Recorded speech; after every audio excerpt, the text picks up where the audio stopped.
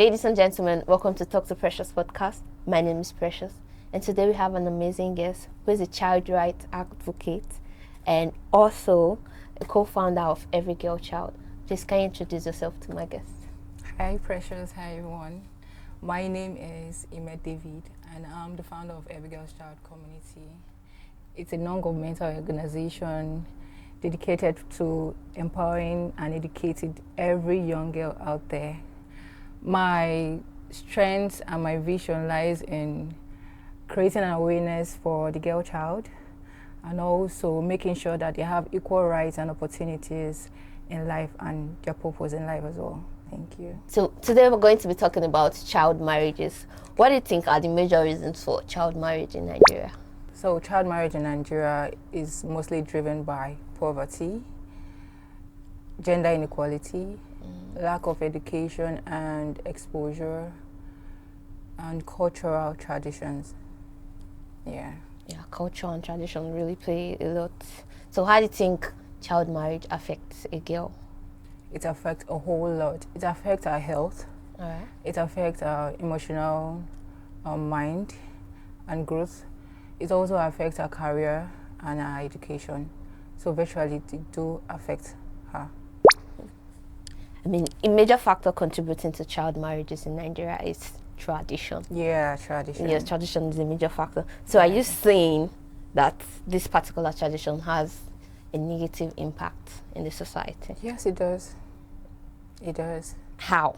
Okay, I mean, we're in the 21st century and gone are those days our forefathers will want to sell out, let me use the word sell out their children just to run away or eradicate from financial burdens, or just to ease their financial burdens, So yeah, it does. Or those days rather, that was one of the major factor in it, and also lack of exposure, yeah. Is there a Child Right Act?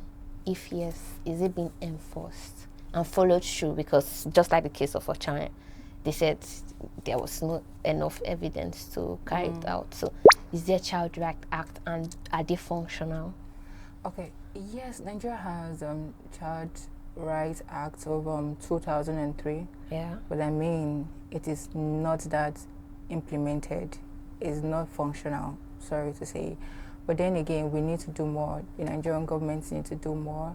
NGOs need to come in together to make sure that we stand in for these rights that we already have in existence. So are there support systems aside the right? Are there support systems for girls who girls who have been in this kind of situations before? Yes, there are.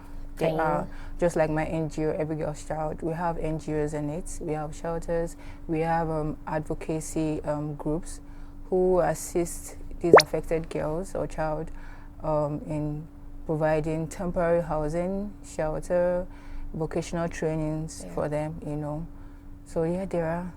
But we need more visibility of these advocacy, right? That brings us to the question, how do you think we can get this message to the people in the rural area? Because I mean, I don't think people here are actually buying into the whole idea, but then we need this message to get to the rural people. So how do you think we can get it to them? Awareness is education. We need to create that awareness.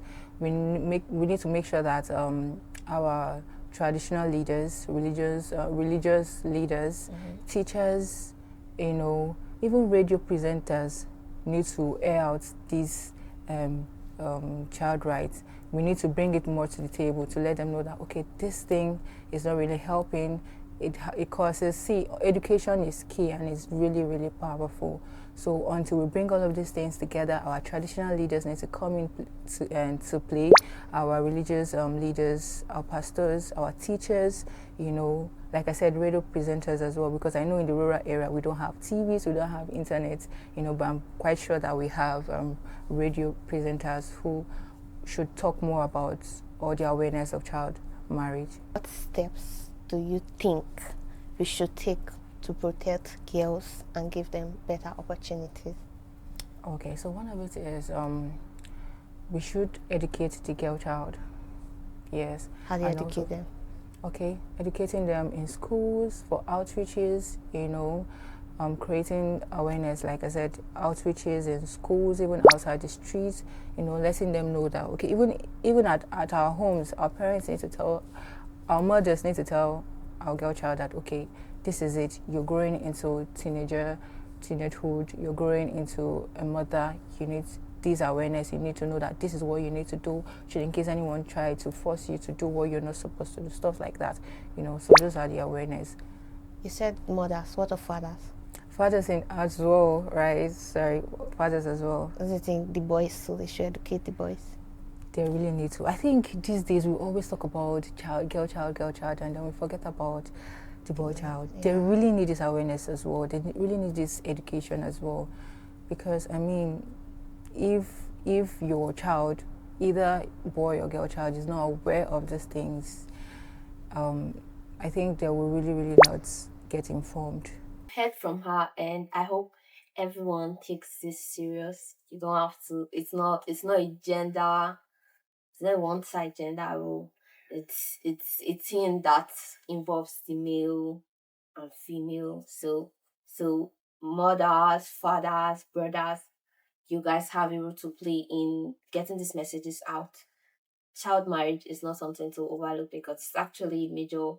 It's a major issue in some parts of the country, and from the look of it, I don't think there's anything positive that has come out of this particular tradition. So I hope that we get to pass these messages and get it to the right place. So as you're going home this Christmas, your granny at home, your grandfather, your brothers or your uncles, make sure you tell them, let them know the danger of this thing. It was nice having you here. Thank you very much, Precious. Thank you. That's the end. Okay. Why am I not getting that part? We'll get it. My name is Precious, and today we have an MC. There's enough time. Do you think we should start again, guys?